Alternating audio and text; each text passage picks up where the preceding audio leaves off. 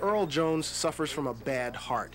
He's had 2 heart attacks in the past 2 years and has been hospitalized more times than he likes to remember. Doctors at the regional hospital have told him he needs regular medical care, but that's impossible. Jones lives in Pink Hill in rural eastern North Carolina, and Pink Hill has no doctor. The closest one I get to is a Keensville, and that's about 16 miles. Annie Moultrie is recovering from a stroke. She says she has to pay someone to drive her to the nearest doctor. If a person get really sick, they need a doctor right then. They don't need a doctor time so you can get somebody to decide to carry you and then get you up there. Medical sociologist Walter Shepard says Pink Hill is not an isolated case.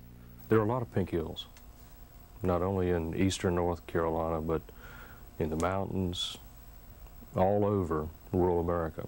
There are a lot of Pink Hills.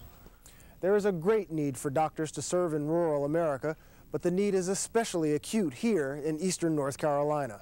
The 29 counties in eastern North Carolina have just about the highest infant mortality rate in the nation.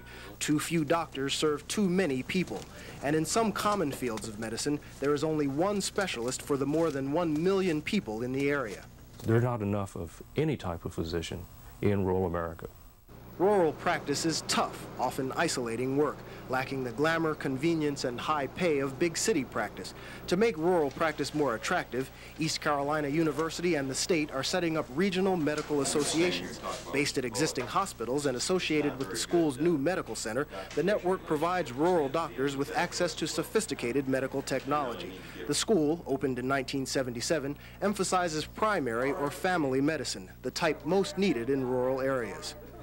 From the very first week they set foot in the medical school, they get involved in primary care. They begin to learn what patients are all about.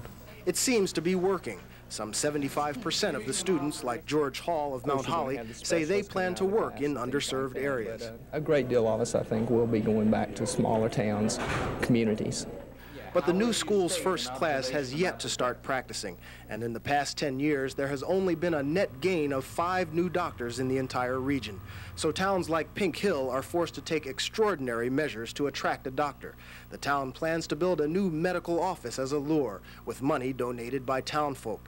Insurance man T.J. Turner headed the fundraising drive. Well, $35,000 is the amount that we were able to raise locally. With donations? Donations from 50 cents to $1,000 from over 900 contributors.